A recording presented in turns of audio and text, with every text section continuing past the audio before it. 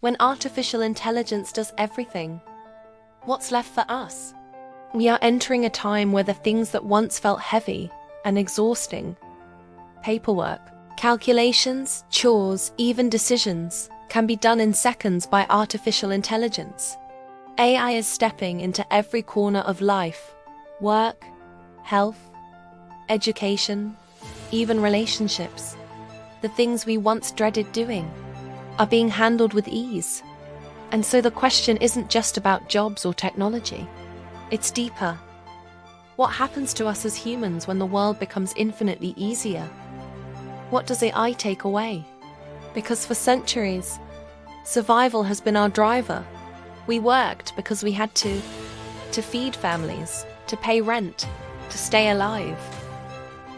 But imagine a world where survival is no longer the issue. Artificial intelligence farms the food. AI builds the houses.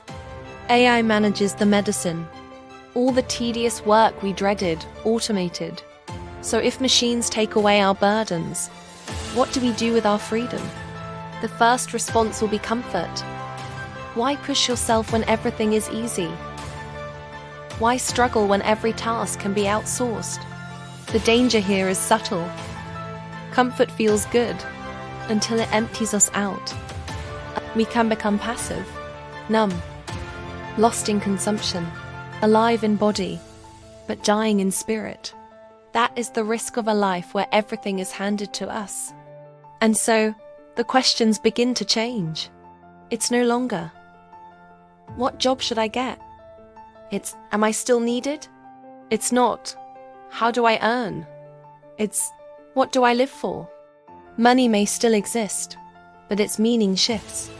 Instead of being tied to survival, it becomes tied to expression, to uniqueness, creativity, presence, reputation, contribution.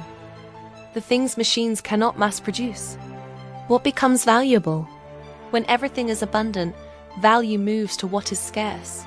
Scarce will be human touch. Scarce will be authentic love. Scarce will be wisdom, integrity, and character. Scarce will be moments of presence in a distracted world. Scarce will be faith. And that means the most expensive things in the future may not be physical objects, but the things that only humans can give. This also changes how we raise our children. Education is no longer about preparing them for jobs that might not exist. It will be about preparing them for life. To think deeply when answers are instant. To feel fully when emotions can be simulated. To create boldly when comfort is easy.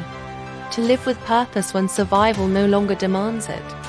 Now, what must governments do? Governments will face a new challenge too. They will face the responsibility of managing wealth created by artificial intelligence.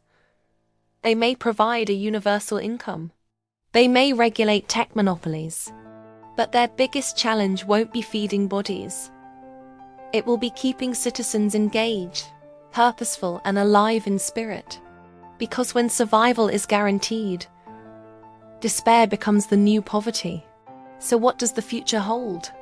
It could become utopia, a world of abundance where humans create, love, explore, and connect in ways we never imagined. Or it could become dystopia, a world where people sink into depression and meaninglessness because the why of life has been lost. The deciding factor will not be artificial intelligence.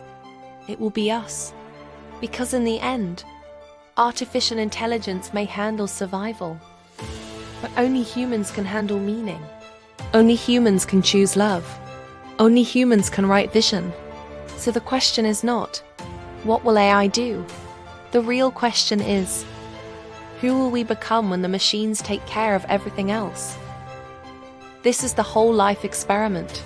If this sparks something in you, like, share, and subscribe. And join me in the next episode as we keep exploring what it means to live fully, intentionally, and powerfully in the age of artificial intelligence.